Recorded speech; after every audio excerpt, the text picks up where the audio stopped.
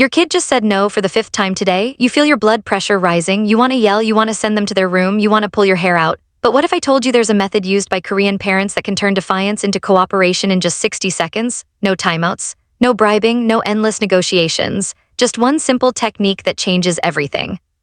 And by the end of this video, you'll know exactly how to use it the next time your child refuses to listen. I'm going to be completely honest with you. When I first learned about this method, I thought it was too simple to work. I mean, how could something so quick actually stop a full-blown defiant meltdown? But here's what nobody tells you about defiance. It's not actually about the no. It's about something much deeper.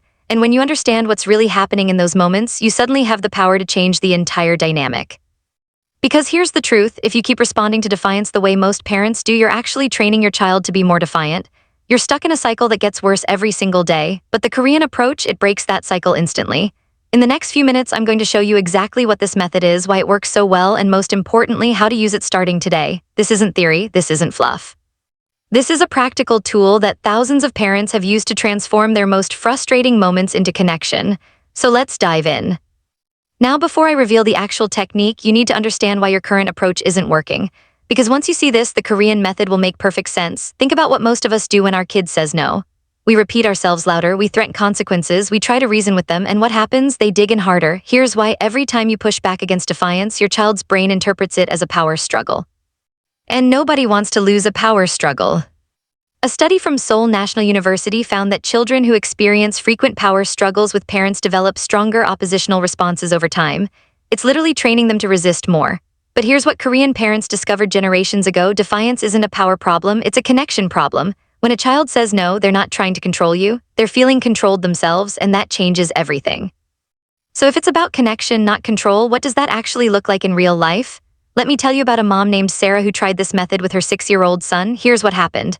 Sarah's son refused to put on his shoes for school, 5th morning in a row. She was already late for work, she could feel the frustration building. But instead of doing what she normally did, she tried the Korean method. She got down to his eye level, took a deep breath, and said, "You really don't want to put on your shoes right now." That's it. She didn't ask why, she didn't argue, she just named what he was feeling, then she waited. Her son looked at her surprised, he nodded. She said, "Your body wants to keep playing, it's hard to stop when you're having fun." Another nod, then she asked, "Can you show me which shoe you want to put on first?" 60 seconds later, his shoes were on, no fight, no tears. No battle. What just happened? This is called mirroring with choice, and it's the core of the Korean parenting philosophy called jeong. Now I know what you're thinking. That sounds great, but what about when my kid is really defiant? I'm going to show you how this works even in the toughest situations. But first, you need to understand the 3 parts of this method. Step 1, name the feeling or desire. This is where most parents go wrong. We jump straight to solving the problem, but Korean parents know that children can't cooperate until they feel understood. When you say, "You really don't want to do this right now," you're not agreeing with them. You're acknowledging their reality, and that acknowledgement is like releasing a pressure valve. Step 2, show empathy for the struggle. This is where you connect the feeling to something specific. It's hard to stop playing. Your body feels tired. You wanted more time. These aren't excuses, they're bridges. You're showing your child that you're on their team, not their opponent. Step 3, offer a choice or partnership. This is the genius part. Instead of commanding, you invite cooperation. Which shoe first? Do you want to walk or hop to the car? Should we count to 3 together? You're giving back a sense of control while still moving toward your goal. But here's where it gets really interesting. There's one mistake parents make that completely destroys this method, and I need to warn you about it before you try this at home. The mistake is fake empathy. Kids can smell it from a mile away. If you say, "I know this is hard," with an eye roll or an annoyed tone, the method fails. Because the Korean approach isn't a trick, it's a mindset. Korean culture has a concept called nunchae, the art of reading the room and responding to emotional needs. When you practice this method, you're not manipulating your child into compliance, you're actually building emotional intelligence. A 2023 study from Yonsei University tracked families using this approach for 6 months. The results: defiant behaviors dropped by 68%, but more importantly, parent-child relationships improved dramatically. Kids felt more secure. Parents felt more confident, because when you stop fighting against your child and start working with them, everything changes. Now, you might be wondering if this works for different ages or situations. Let me show you exactly how to adapt this method for your specific child. For toddlers, keep it super simple. You don't want to leave the park, you're having fun, let's pick one more thing to do before we go. For elementary kids, add more partnership. You don't want to do homework, it feels boring after a long day at school, want to pick which subject we tackle first. For tweens and teens, increase the autonomy.